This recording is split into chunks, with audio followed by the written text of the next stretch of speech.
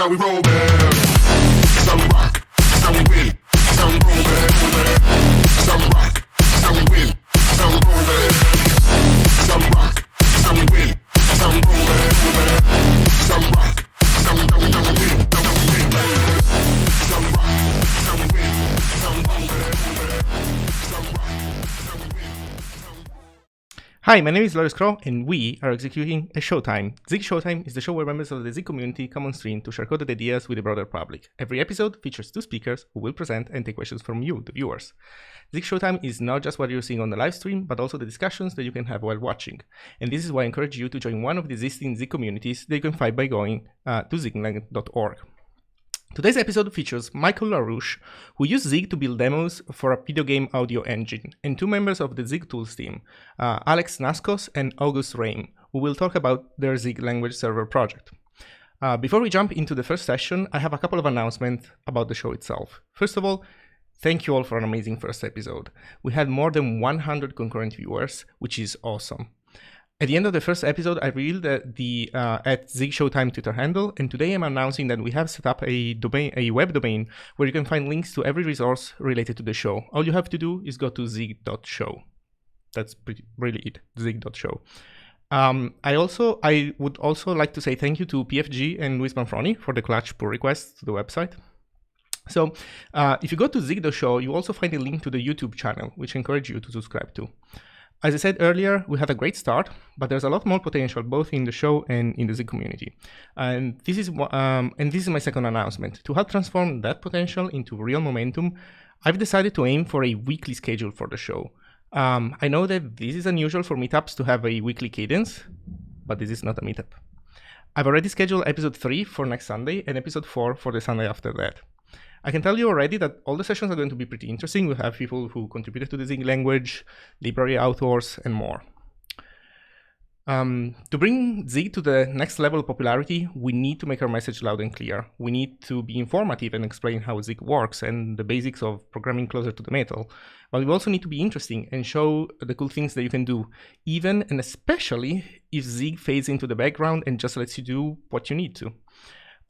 This is an important job that I cannot do alone, and this is why I'm asking you for two things. First of all, spread the word. Tell people about the show, share with them links to the sessions that you think might interest them.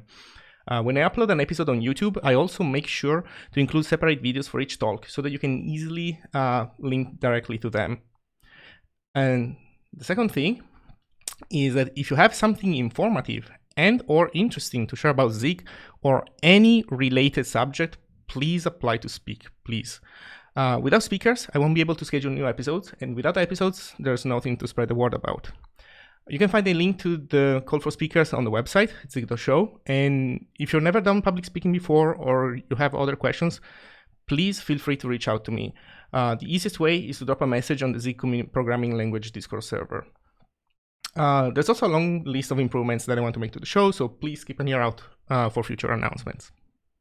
Okay, so now it's time to finally dive into our sessions. And for that, as usual, you need to give me a moment.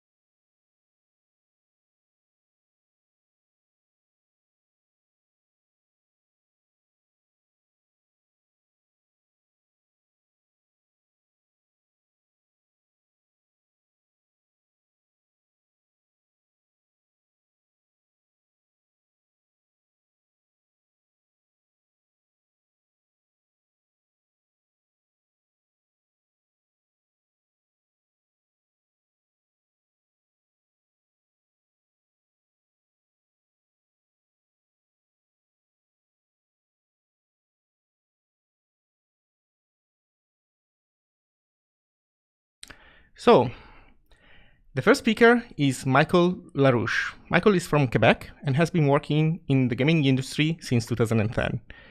Instead of waiting another 10 years for the next best programming language for video games to be released, he decided to try out Zig today. The talk is using Wwise audio middleware in Zig. Michael, the stream is yours. Yeah.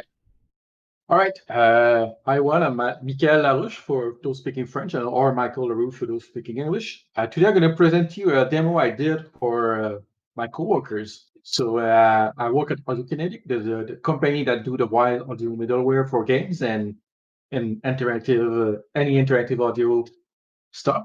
So I did a demo that shows, okay, this is really easy to bind C and use and bind Wwise in Zig. So first of all, I will show you the final demo. So this is using quite a bit of technology. This uses Win32 Windows, DirectX 11, and Dear EM GUI, as you can see right there. So for demo that shows various functionality of Wwise. So first is a location demo, so which means that with the same event, I will clarify that the yeah, okay. I'll clarify the term of Wwise. So in event, I will show the Wwise, the authoring tool later. So Hello, how are you? so now I can hear hello, are you in English? And I switch in French. Play the same button. Bonjour et bienvenue. And we hear the same phrase in French. So Wwise has a built-in functionality for localized voice, which is really important for games as well. So the second one is RTPC demo, which RTPC means the real-time parameter control. So this is a value, a float value sent from the game to the audio engine. So with that information, you can modulate anything you want audio-wise. You can modulate the pitch, you can modulate the volume, modulate the level of effects and things like that. So for this one, this is a car engine, so it will modify the pitch in real time when I move the slider. So we'll start the car and then move the slider.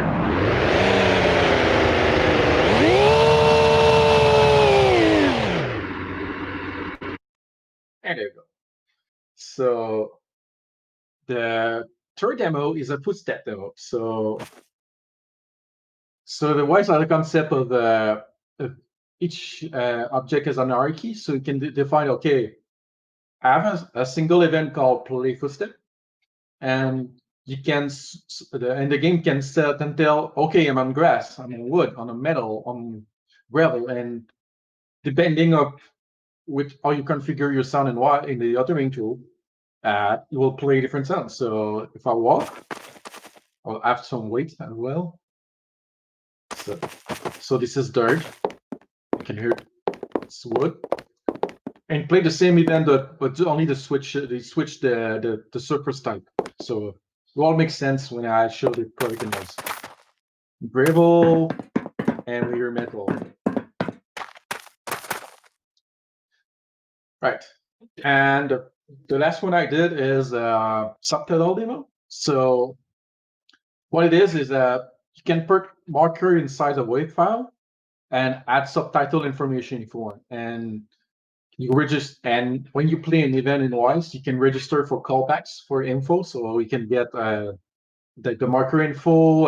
If you play music, you can get the beat per minute and do crazy stuff with that, with the music. And can also get an event when the event is finished playing as well.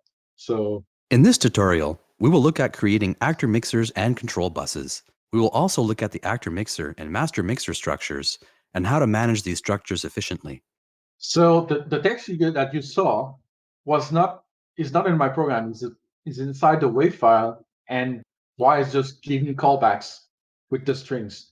So that's it for the demo. Before going to the code, I'll show you what Wwise is. The authoring tool. So this is the creation tool. We have the audio, which is all where you place your sound, and your buses. Buses is just let's say a specific output channel, if you want, a virtual output channel. So we have the master bus. You can set the volume of the bus, it can have sub buses. For instance, music. So if you want to control your music independently from the SFX, you can do that. And also inside the buses, you can have auxiliary effects, which is to put, for example, a room reverb, for example, to have more depth to the space. And in the actor mixer hierarchy, this is where you define sound. So here we have the localized sound we played earlier. So as you can see here, we have English and French Canada. And so if I play in the Hello, how are you? And then switch the French language and play the same event, they play the same audio. Bonjour et bienvenue. And for the footstep, here we have a switch container. So let's just grab here.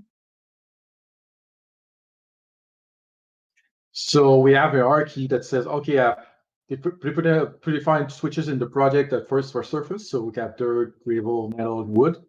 And you can assign in the subtree, you have dirt, gravel, metal, any. And you can specify randomized content and things like that.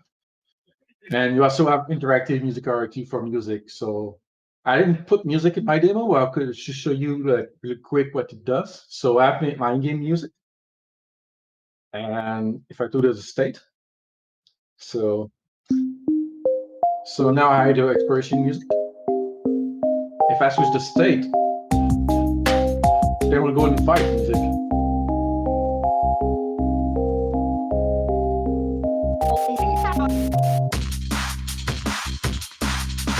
Bam, dying, the music will change. Try it in.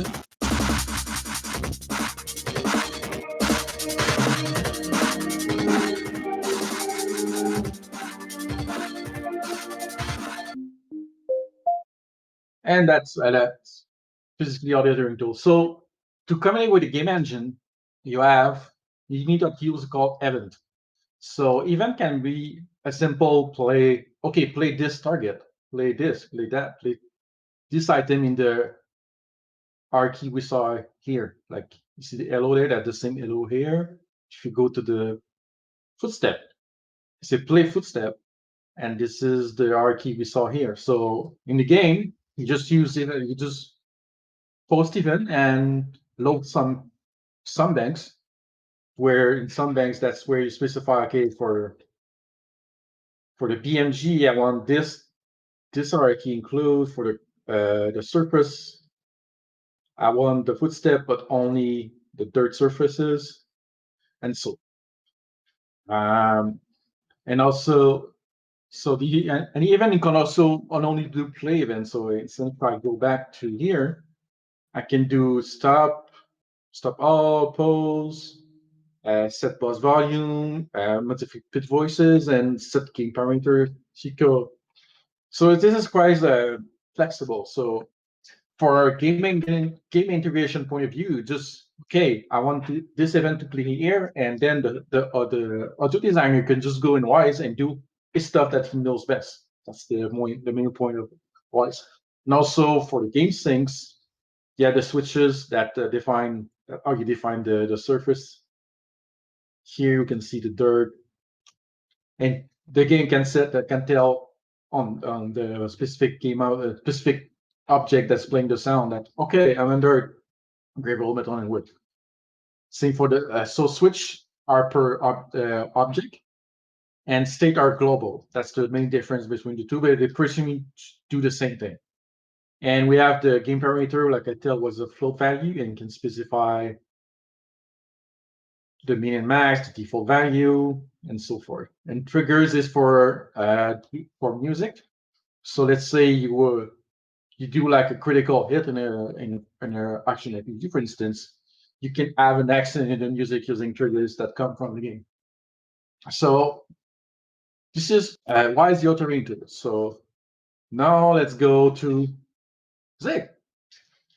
So this is my main function. So like I said before, I'm using Win32. So unfortunately, right now Zig doesn't see import the Windows header correctly. So you have to translate the Windows header and then do manual fixing to make it work. So that's why I'm using import into the2 here. Here, same for direct 3D 11. So let's see so the Windows stuff is pretty basic. You register your Windows classes, you create new windows, and I'm using the NC version, not the Unicode version, to be simpler to integrate in Zig. Here I create my D3D device. Here I'm using my own Zig binding of Wwise. They're getting the path of the current directory to point to the generated subbank windows, because you need to point to the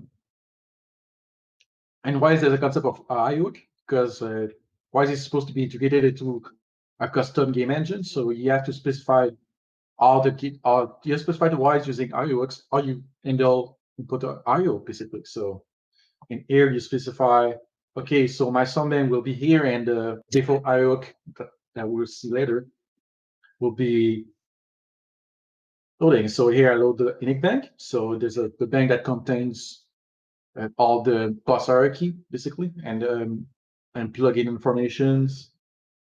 Here you can see I use differ. Here register a game object. A game object is an object that you place on that pretty much it. And a listener is just the microphones. So you need to place, because it's meant for 3D games, you have to place the microphone inside your URL. And then automatically, if you have a 5.1 sound system, you will distribute the sound if you want across all the speakers around you. So you need your microphone to specify. You can have multiple microphones depending on the situation. So I set here the full listener, which is using the game object. I set up EMGUI using the C binding to EMGUI. So the dark, I use a custom font. I call the implementation unit Win32. I init DirectX 11. Here I use the default CL equator. I didn't want to get fancy. And here's my main loop. Just calling EMGUI, using EMGUI. And there, one power of Zig, that's really, really cool. So for all the demo you saw in the demo, I have a table that says demo data, which is the name of the button, and the actual instance, the install struct of Zig I will be using to display the demo, and this is inside the table. I'm not a compiler, I just inline the display the button, to init the current demo, create a new one, init, and then show the current demo for the URL.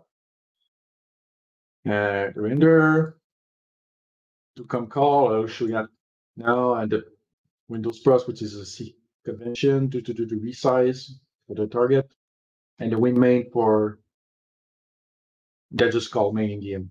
Yes, I don't need the win main.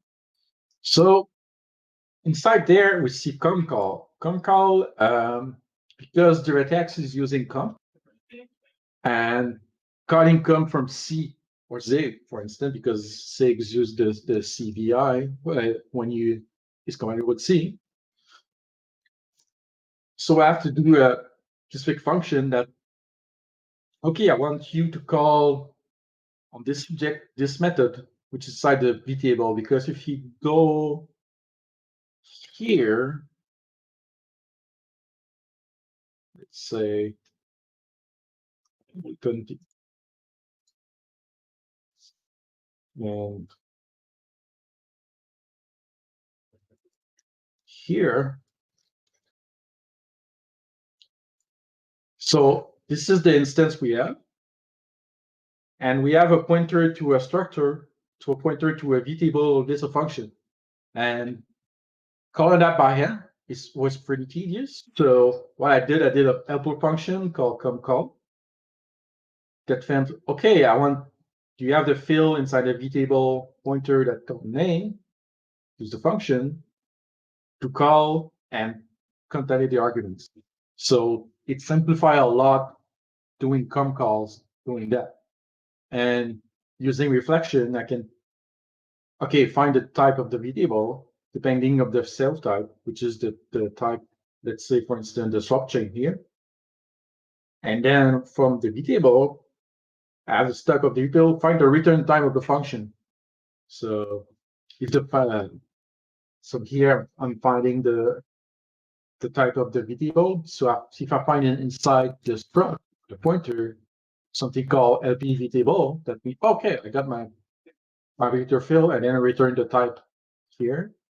And for the return type, I have to return the variable type and just look for all the fields that have the same name, and then I know, okay, this is the function I need to call. So this is really, really handy to handle all DirectX related code.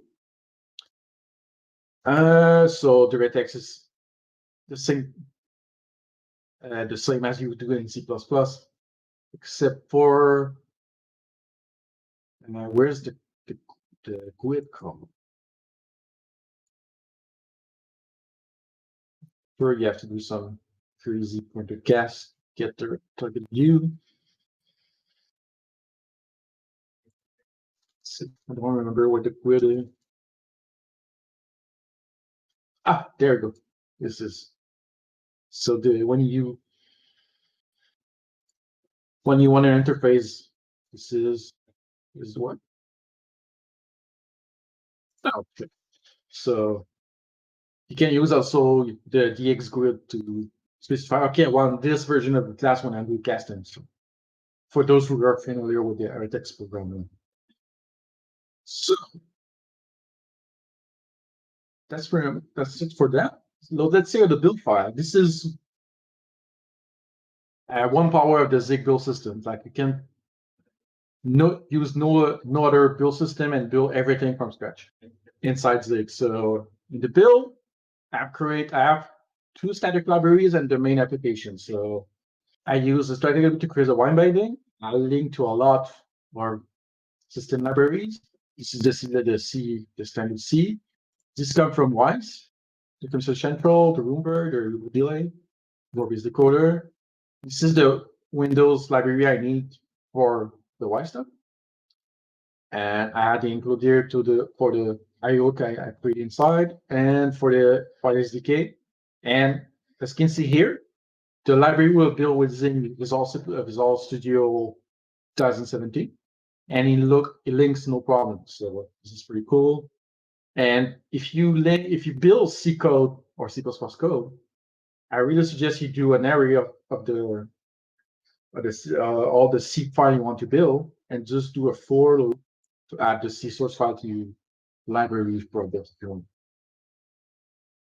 So same for ENGUI, I just build the bindings, and then they implement the C implementation and the implementation for DirectX 11 and Win32, which come from the GitLab of ENGUI. So stuff here, add the C source file. What else? I need to link to the DirectX 3D11 and DirectX Grid. Install, run, and it works. So if I go inside the source file for the bindings, so the Wwise binding was just a basic binding I did in C, as you can see here. I have to duplicate some enums and some enum from instruct from Wwise SDK to be able to easily bind it to Zig and do just a C import in the code. So this is all done by hand, and just the minimal I needed for the binding. So I didn't do a full Wwise binding. And I think for the scope of the C++ API is not that big, but I would clearly use a tool to do an automatic C binding for Wwise if I want to do this in a real game, for instance. So Zig Wwise and just forward the call to the C++ API. And create anything the Sun engine here. So this is Wwise specific stuff. So I'm specific plugin one. And the IO is just a default IO that came from Wwise that says, okay, how do you want to load how you resolve the banks and the streaming file and all of that stuff. Here for the GUI, just go to the GUI. So for the Wwise Zig binding, I just do a C import of the Zig Wwise library I did by hand. And then I do a nicer Zig interface on top of it. So I do an alias for the callback function, the current routine. The invalid game object is just a -1. Here, the callback type is a mask. So this is struct here. Here, call this the most interesting part are all handle string. So because Wwise use the native string. So if you're on Windows, use the WTF 16 encoding. So use the Unicode version of Windows to call. So what I did to convert, I created a simple text string with an internal buffer, which is allocated on the stack, using the buffer allocator, and then I convert using the Zig convert from UTF-8 to UTF-8 with the null added at the end. If I need just the OS char, which is the basic C style char, I just add a null byte. All this, when I need, is done on the stack, so there's no heap allocation for strings. And we have 4K of buffers, so it should be fine. For all, don't need to fast a lot of strings. So let's go on the API a little bit. First, a render audio is needed to signal to the Wwise user thread that, okay, I'm done. You can process all the command I sent to you and render the final audio to the game. Set IO base path is for the IO to specify, okay, this is the base path where your data is. Very much. Load bank. So everything in Wwise need to be inside the song bank. You specify the event and the audio data if you need. So here I need to pass by string, so I need to convert here to OS char because this one uses OS char, load bank, and then we convert the result to Zig error code. So you need to do try catch in Zig to get your unload bank by ID, because here we return the bank ID here, so we need that to do the unload. We can do unload bank by string if you want, which is thing. Register game object is very important to register. Okay, I want this game object to be. I want a game object is just a place where you can play sound and Wwise. So it specifies the game object ID and the object name for the debugging purposes. And register game object is the same. So post event is using. Yeah, it just post an event by string. You can also post event by ID, which is a 32-bit hash of the name. But for simplicity here, I just use a string. Post event with callbacks, which is an override of the same function. So yeah, pause the callbacks with a cookie, which is user data basically. Set RTPC value is always set the value for the car engine demo. So you specify the name, the value, and on which game object you want to put game object, which Wwise object to play to set the RTPC value. So yeah, each game object can have an independent RTPC value, so it's not global. So this is interpolate. If you want interpolation when you modify your RTPC value, so split position is not really get to the position of where the sound is currently in. Stop playing ID, stop all on game object, or stop all everything. Set default listener for setting the microphone. Set create language is for the IO, so for the streaming manager. So to tell, okay, now you're playing English sound, now you're playing French sound. Set switch for setting the switch on the IO object. And here to star using the power of Zig to do a FLDES and much more cleaner to get, okay, I'm on window, but use the JS16 to convert to star. Or if you are on under system or on a same system, you use the F8 and just add a null byte. All right. This is just the import.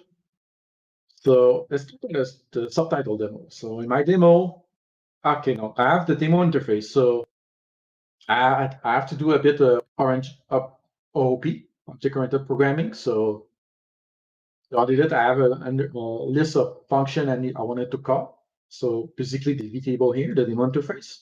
I didn't use the Alice Snacks Zig interface for this, but in the future, I think I will use that library instead. But by hand, this is how you do it.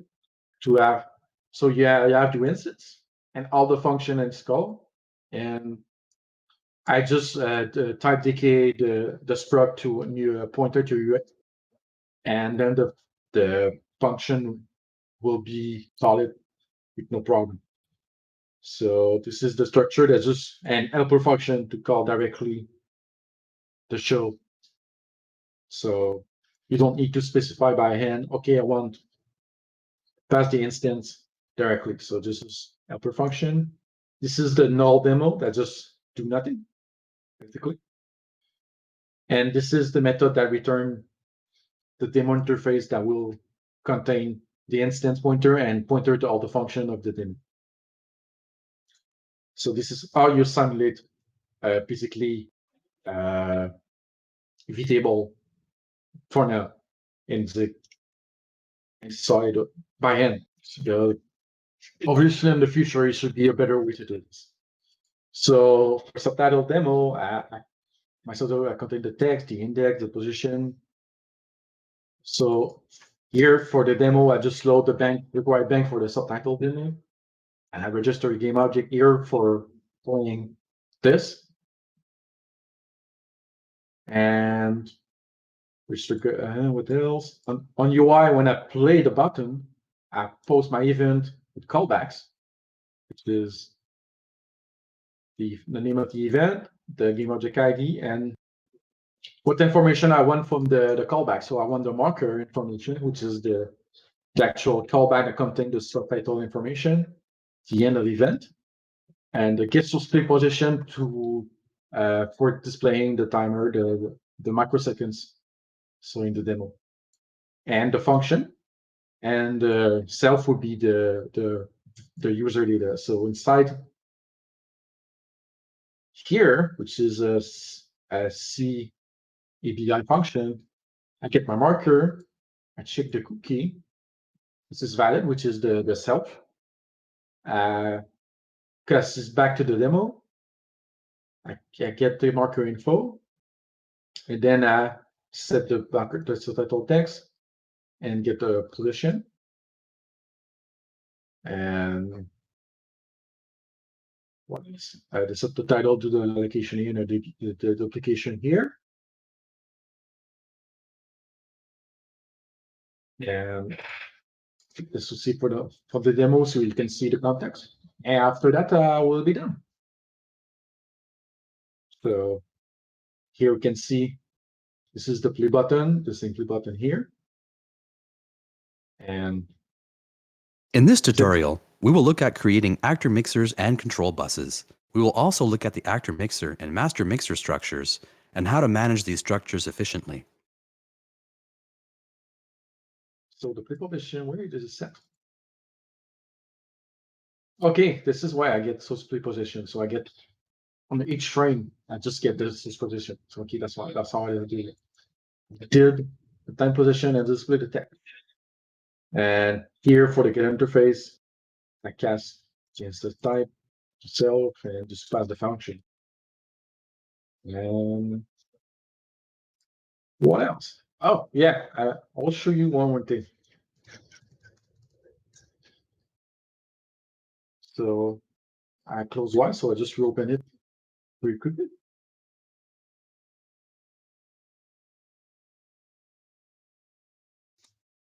So I have my game here. This is the profile of view in Wwise.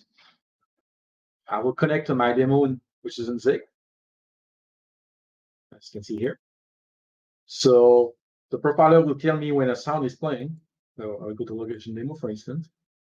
So here you can see, oh, you unloaded this bank, and you unloaded this bank, and you unregistered this game object and registered this game object. If I play, Hello, how are you? I'll just play that again. Hello, how are you? You can see the whole path of Hello, the sound how are you? in the all the going from the sound to the output buses. And same for the RTPC.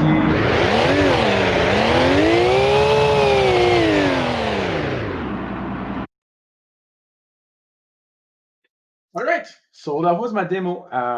So I've been looking for a C++ replacement for years. I mean, I tried D, I tried Rust, and Zig so far is really the language I'm really happy to finally tell that this is my C++ replacement.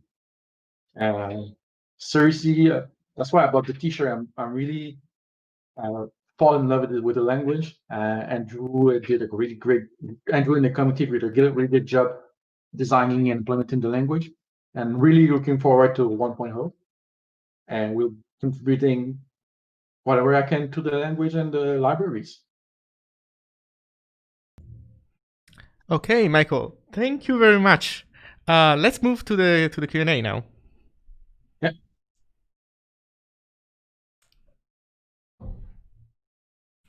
So, while people start typing down the questions, I have a couple of ritual questions for you. So the first one is, of course, how did you discover Zig? I heard about Zig on Reddit. Something like I saw several posts of Zig. It's like, okay, this is like a C replacement. Want to be better than C. And then when I saw a post about the road to Zig 1.0, I thought first of all, okay, Zig is close to 1.0, so I should check it out. So I listened to Andrew's talk when he shows comp time, features, and tool system, and the fact that Z is a C compiler, I was blown away. So when I saw the demo of cross compiling features, the first thing I thought, okay, I need to try this on. Okay, LLVM support the GPA CPU, and let's me get it. So yeah, first thing I did. That fortunately I can talk, but I can at least talk. Yeah. So first thing I thought, trying to get Zig to run on GPA. So I see. Cool. Second question. So, tell me if I got this right. So, when you are working on a video game, like professionally, you have audio engineers that don't want to know every single possible game engine in the universe.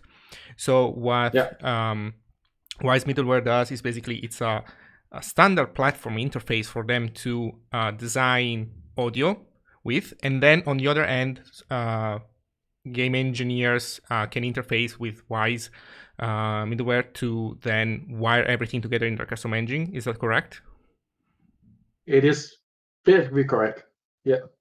So yeah, it is a standard now. It wasn't in the beginning, obviously, but pretty much all like EU use Frostbite in EA as its own game engine. Not every AAA use Wwise, but a lot of them use them. So just this year, the game I use Wwise was Doom Eternal, for instance, use Wwise. Which other big games that's just this year. Unfortunately, the remake of Final Fantasy VII doesn't use Wwise. I don't know what they use, but so yeah, it's a standard. So it's really tailored for audio designer to integrate the sound into the game and design interactive audio with it. I see. I think I saw Overwatch also mentioned on the Wwise website. Yeah. Blizzard started using Wwise with Overwatch, I think, and will you use that in the future as well for future games. Before they use Fmod for. Oh yeah. Before that, you use Fmod for StarCraft 2, use that mod, for instance. So I see. what was the first one? So on the topic of Overwatch, I've been playing for a while and I'm stuck in Diamond. I'm clearly Grandmaster material, but I think the game keeps giving me bad teammates. Do you know anybody at Blizzard that could help with that? I don't know. I know that at Dual Kinetic there's several Overwatch players. I'm not one of them, but there's some people that play Overwatch at the work. I see. Okay, so let's start with the questions. With questions from the public. So, the first question is: did the demo get your colleagues to try out Zig also? I don't think so, but they got them curious for at least. I got some comment that's like when I did my presentation at work, I presented the Zig language as well, and I get several like holy shit moment. Like when I did the comp time features and cross compiling, and the most reaction I got the interoperability with C was a big winner. Mm-hmm. Another question: how was the experience interfacing with C++ code? I mean, it was tedious because you have to do the C binding by hand. So, but this is the nature of C++. If you want to use C++ code from another language, either you do the C binding by hand or use tools to do that. You can use Swig, for instance, but Swig is a pretty hole, so but it's still working. So we use Swig and working to do the C# binding for Unity. So yeah, you need to have the C interface in the end to be able to use C++ code. So it's your choice either to. So I hope somebody will do a better tool than Swig one day that use CLang for parsing the headers. But for now, it's either you do it by hand or you write your own tool. Mm-hmm. How much time did it take to get the demo up and running? I did that like on my lunch work hours, and took me, I would say maybe in total maybe 2 days added, but it took me months just here and here working on it. Mm-hmm. I see. So did you feel productive while developing it? Yes, a lot. Like Zig is so much productive. It's insane. What feature of Zig do you find the most valuable for this type of work? Reflection for what? Reflection is a big topic in game development because every C++ engine that you, even commercially or commercially, I mean by that, like it's say Unreal, or like even property engine in game company, let's say at Ubisoft, the engine that we use on Assassin's Creed was a custom or the in-house engine, and we did our own in-house reflection solution. So everyone need to augment C++ security for reflection, and let in Qt as well has to do that, and you get a lot of slack for using an external tool compiler. But to redo reflections solve a lot of problems. So outcome time reflection is really Mm-hmm. Okay, I think we went through all the questions. Thank you again, Michael. Is there anything else that you want to say? check out. I need some right now. I'm working on I'm doing the P where Win32 support in the samples compiler. I'm not far away. I'm just figuring out the format right now. So if anyone want to work on an image format library, I will be glad to have people help me out on that, because I won't be working on that for a while. It's because I want to work on the samples compiler. Okay, awesome. So, I mean, everybody heard the call to arms. So if anybody is willing to help, I'm sure they will. Thank you again. Thank you very much. Thank you. Thank you for doing this. It's pretty cool. Thank you.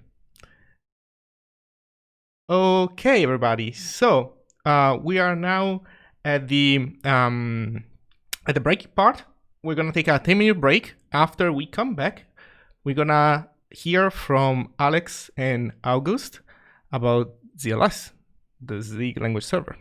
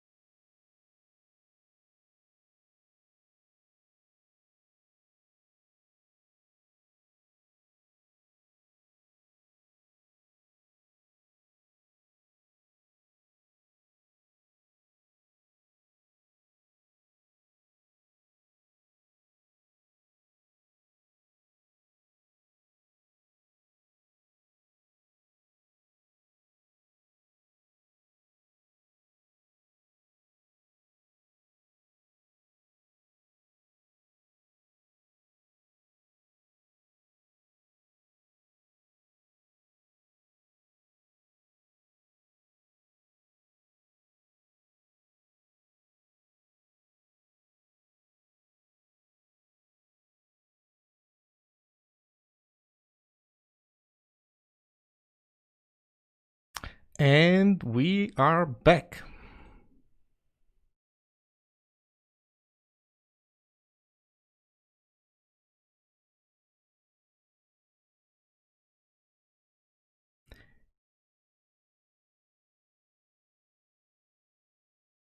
The next speaker is actually two speakers. It's a shared session between Alex Naskos and Auguste Rame. Auguste is a full stack developer, but like many others, decided to cheat a bit by using JavaScript also for the backend. And Alex Naskos is from Greece, but grew tired of the good Mediterranean life, so he wants to move to London to enjoy the extra COVID, the bad weather, and the British food. The talk is ZLS, a Zig language server. Alex, Auguste, the stream is yours. Hello, fellow Iguanas. I'm Auguste, and I'm here with Alex. And Hey. as Laura said, we're talking about the Zig language server. So I guess we can go to the next slide now. So firstly, why ZLS? Why did I make ZLS? Why does it exist in the first place? And the answer is, I began programming in Zig, and like many people, the Zig documentation isn't very stellar, right? That's what I thought about it. It's not very complete either. And I was wondering if Zig already had IDE features such as auto-completion that could help me out. And after some research, there were a few LSP implementations. So I downloaded a few of them and tried them out, and they didn't really suit my needs. So I made my own. So before we talk about ZLS in depth, I'd like to just talk a bit about the language server protocol, or LSP for short. LSP was motivated by a problem that has existed in the programming space for quite a few decades, and that is that not everyone uses Vim as a text editor, as they probably should. But people actually have preferences, so every text editor defines its own interface to extend its capabilities and add language features. This obviously can lead to some friction, as some extensions may be very good for some languages in specific text editors, while for other languages, the extensions may be subpar or not implement all the same capabilities. So people have to adapt their workflows to that. LSP was created exactly to address this problem. It is made by Microsoft originally for Visual Studio Code. It's a very simple protocol that can communicate over the standard input and output or TCP/IP. And it defines a few dozen requests and responses over JSON remote procedure calls, as well as a way for both client text editors and language servers to actually tell each other what they support, so that the user experience can be seamless. For example, a server may tell the text editor that it does not support the go-to-definition function. So the editor can adapt and try to use an alternative strategy to find the definitions, or simply not display the option in the contextual menus at all. LSP at this point is supported by most editors. This is just a list of some pretty popular editors. And you can find a lot of servers for mostly every language. On this URL, you can see a table with all details about what every editor supports, etc. So ZLS is a subset of, implements a subset of the latest LSP protocol.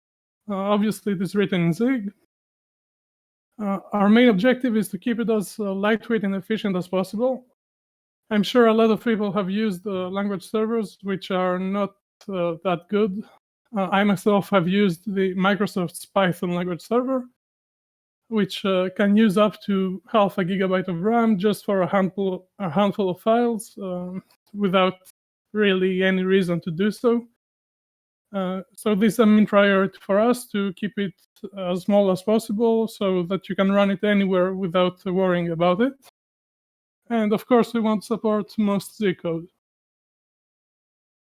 At this point, I have to make it clear that ZLS will probably never support 100% of valid Zig code. And this is mostly due to the advanced compile time evaluation capabilities of Zig. While these features are probably my favorite features of the language, they make analysis of source code quite difficult. We would probably have to re-implement the whole Zig compiler to actually get it to get ZLS to accept any valid Zig code, and obviously this is not in scope. But we do want to support a vast majority of code, of course, including everything in the standard library, as well as most user code, as long as you are not doing anything way too fancy in your compile time evaluation. Also, ZLS is obviously quite new, and sometimes it can crash or use a lot of resources, especially when opening huge files. So this is just a heads up. This is a very basic overview of what we keep in memory while actually running. I won't go into much detail, but it's just to show you that we have no overhead. We keep exactly the information that we need to execute the completions and all the requests that the client may want to. So at this point, I will switch over to an instance of Visual Studio Code so we can see ZLS in action. So this is a very simple file I created for this demonstration. As you can see, ZLS is already running. Here we can see the symbol, the current symbol we are in. And we have an outline of all symbols defined. First, I want to show some of the language features that are supported. And let's start with array list completions. Of course, array list is a type I'm sure everyone loves and uses a lot. So it's quite important to get it right, and it's not as easy as you may think. There's actually quite a lot of magic going on behind the scenes. So of course, we can just hover and we get a signature as well as the documentation comments. Here we can see in the init function that the library authors have told us that we need to deinit the array list so we can free the memory. So we will go ahead and add a call. As you can see, everything completes fine. We can access the fields and all the functions. So we will just call the init. And here we do just some example code. And I will just go ahead and fill this variant type with the string from the array list. In addition to the array list completions, let's look at enum literal completions. So here we have this variant type, which is a union enum. So it actually defines an enum with these tags. And we can see that simply by typing the single dot, we get a list of all enum tags that have been used from imports as well as the current file. Here we will just use the string tag, capture the value, and call into the standard library. We get, of course, all our nice completions. So let's just do this. And we'll add the last tag, which is empty. And the same is true for the error completions. We get a list of various errors that have been defined in various sets, but we can access them through the global error set. So here we will return the empty error that we have defined above. The next example is it's very contrived, but it's meant to just show some more complex expressions that ZLS can parse and understand perfectly well. So we have a slice type, which just wraps around a Zig slice, obviously, and some test structure type with a lot of pointers and a pointer to an array. And here we can see we are doing some nasty stuff like dereferencing and then unwrapping, which would fail in this case, but we don't actually care about the runtime at this point. So just adding the dots, we get the completions we expected. So we can just keep chaining on here. And this is very fun. I'm sure everyone loves this. And of course, we get the length and pointer completions for the pointer to array type, as expected. Finally, this is one of the newest features in the last couple of days, which is payload captures for if, for, and while loops. Again, very contrived example. We just define some file list, create an optional instance. We unwrap it in an if statement, and then we just iterate over the children. And we can, again, see everything that's defined in the standard file system file type. So I just close all the files for some reason. Finally, this is the custom package support. As we saw, we can get standard library completions, but of course, people use third-party libraries. Here we are using Zig Network, which is a package you can find on masterq32 on GitHub. It is defined in a build file with the add package function, nothing fancy. We don't need to tell ZLS anything. It will just use your build.zig file and find the package. So this should work, right? We can hover, see the signature. For some reason, there is an init function. I wonder why that is. So I just go to definition. And of course, it's a Windows thing because for some reason, you have to initialize the socket. I don't know why.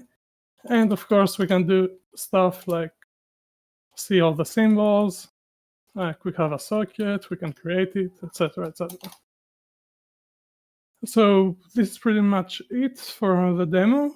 So I will switch back to the presentation, and Auguste can talk to us about the future of ZLS and what we can expect soon. Okay, that was a great demo. So firstly, there are lots of things in the future of ZLS. And for example, one of those major objectives we have is better performance on larger files. So for example, right now, if you import, say, win32.h, right, ZLS will use 8 GB of memory when you ask for completions, and that's a very big problem. And so we're aiming to fix that later with some delicious Zig hacks.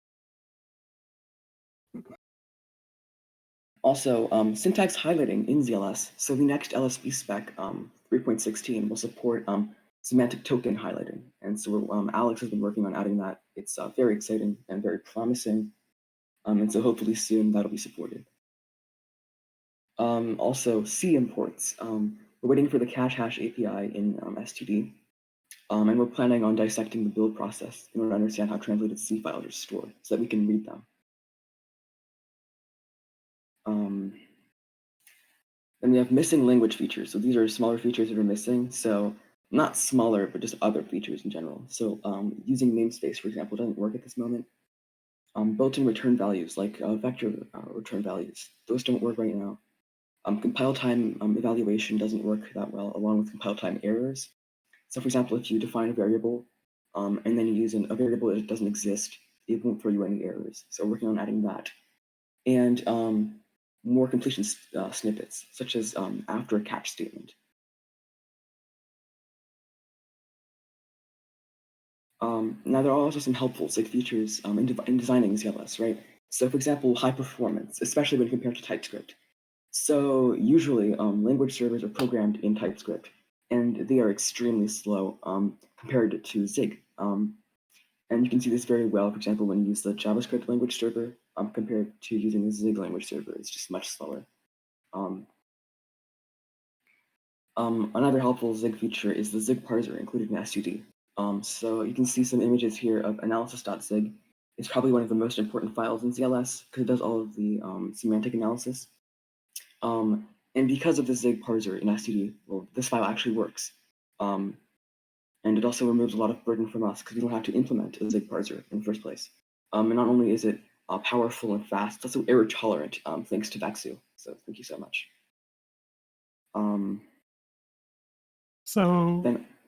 Another feature I would like to talk about is the optional type support. Of course, this is very useful for pointer types as it encodes the nullability of the pointer in the type system, but it can be used with value types for great effect. Zig is very flexible with how it lets you handle null values by providing the or else operator, as well as if and while captures of nullable values. It lets you control your code very nicely. Like in this example, we can see a very simple snippet, but I think it's quite nice. We can just unpack the optional type and handle the null value in an arbitrary block without having to nest a lot of if statements and create like 7 levels of nesting for no reason. And finally, I would like to talk a bit about the allocators in Zig. Of course, in most system languages, allocating and deallocating memory is manual, so it's explicit. However, their standard libraries make the assumption or pretend that there is some global allocator without a state that can be called at any time from any thread. One of the nice things about Zig is that we completely discard this notion. The allocator interface is defined in the standard library, and allocators are explicitly passed around in functions that will allocate memory, as well as types that may do so. This is very nice. You can just look at a function signature and tell right away what it's going to do. It also allows us to create more composable allocators. Since everyone is using the same interface, we can do new allocators that wrap around third-party allocators or allocators that are defined in the standard library. Here we have a very simple example of a debug allocator in the ZLS codebase. It just collects some information at runtime about allocations and reallocations and etc. And provides some formatting help to print this information. Of course, you can do a lot of things like capturing stack traces for every allocation and releasing them on matching the allocations, so you can get exact stack traces for your memory leaks, or creating more efficient allocators. Basically, anything you want to do with some standard interface that basically all Zig code will support. So this is the end of our presentation. I would just like to thank everyone that has used ZLS and has reported bugs as well as requested features, and of course everyone that has contributed to the project, and yes, they have my very warm thanks. Yeah, and especially Vexu, because he really went beyond, and he improved the standard library specifically for ZLS to add important features, and that's really amazing. So thank you so much for that. Okay, thank you guys. That was awesome. So let's switch back to the Q&A. Just give me a second so I can put back your screen share in the center. Okay.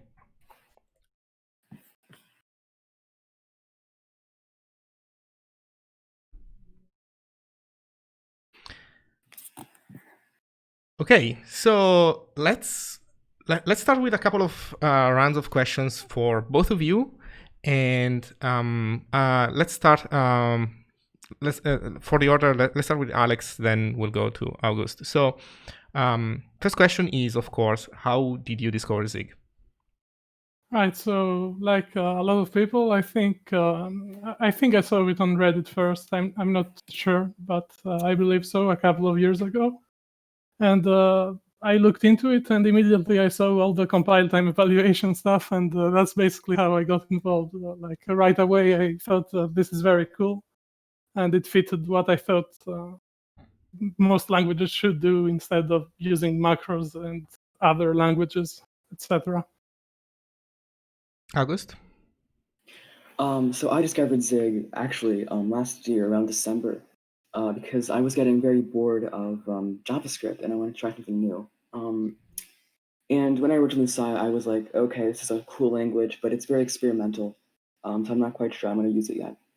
But when quarantine started, I decided to use it because I had a lot of free time, and I learned Zig, and I fell in love with it. It's just a fantastic language. Okay, awesome. And how did you both end up working on the same project? And not only that, right? You also created a group on an organization on GitHub called Zig Libs, right? So what's your story? No, Zig Tools actually. Oh, sorry, Zig Tools. XQ created Zig Libs, yeah. Oh, sorry. So how did you end up fine. working together? Right, so I'll take this, I guess, first. So I think I saw Auguste asking for help in Discord. I'm pretty sure that was it. So I just checked out the project since I needed some tool to work better with VS Code, and I saw that it had potential and it had some stuff partially implemented. So I thought I would just help him and get a tool for all the community. So, which I think is very helpful. Auguste, anything to add to that? So yeah, that was kind of it. I was asking for other contributors because it's a very big project. And yeah, he just found the repo and he started working on it, and so we split up the features. And yeah, it's been working great ever since then. So. Okay, I see. So let me see if there's any question from the public. I think you have a lot of users already, because I think I saw all the streams, all the Zig streams that I've seen. People using VS Code for sure have been using your language server. Actually, Michaël Larouche, Michel, last presentation is actually using it, I think. Yeah. So yeah. Let's see.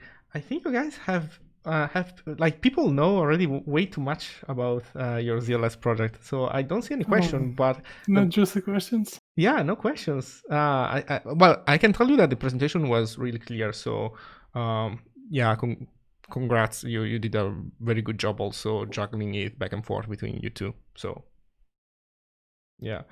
Cool.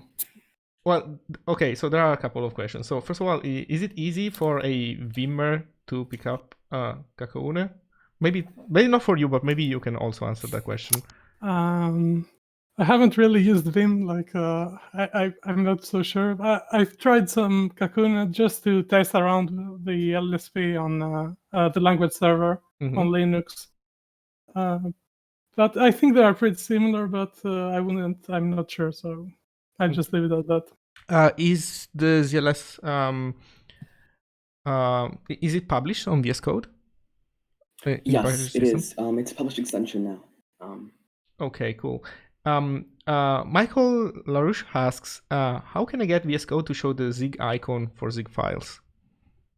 This is another extension. I think it's called VS Code icons. Do you want me to switch back to the view where you're sharing the screen? Okay. Let me just, yes, this is this extension, VS Code icons. When I installed it, Zig support was not in the published extension. I just downloaded it from GitHub and installed it from there. But I'm sure if you get this version, it should have the icons. Yeah, when I downloaded it, I actually chose it because it had Zig support for icons. So, yeah. Okay.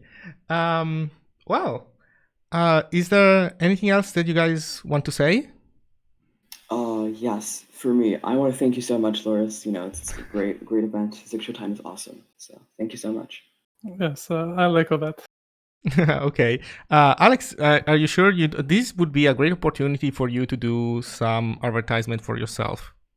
No, it's okay. It's don't okay? worry. Yeah. If you want, I can do it for you. No, it's No? okay. Okay. Don't worry. Okay, Thanks, then. Doug, thanks. Well, thank you both then. That was awesome. Cool. Hash really quickly. Oh, yeah, sorry. Yeah, Yes. go ahead. If you like ZLS, give us a star and follow us on GitHub. So I guess that's Super August and Alex Mask. Follow us and give us some stars. Yeah. Great move. Great move. Thank you, guys. Right. Yeah, thank you. Thanks. Okay, so we are at the end of the second Zig Showtime episode. Again, thank you all very much for watching. Thank you to the speakers, for preparing the presentations and taking time to do the work that has to go to come on, and also the courage. There's a lot of things that you need to come and speak in front of a public. So I'm very appreciative of that. I'm sure also the public is. Before we conclude the show, I would like to remember everybody that not only we have a call for speakers open, but we also have a call for art open. And I also modified a little bit the terms of the call for art. And we did receive our first application for the submission for the call for art. I don't know much about these things. I think it's some kind of Japanese game or something. I really don't know much. But anyway, I'm going to play that and then the end roll will start. So thank you again very much. And I hope to see you for the next episode, which, by the way, is going to be next week. Again on Sunday, I think 1 hour earlier than today. You will find the date on the end screen, and also just go to zig.show where you will find everything. So, bye-bye.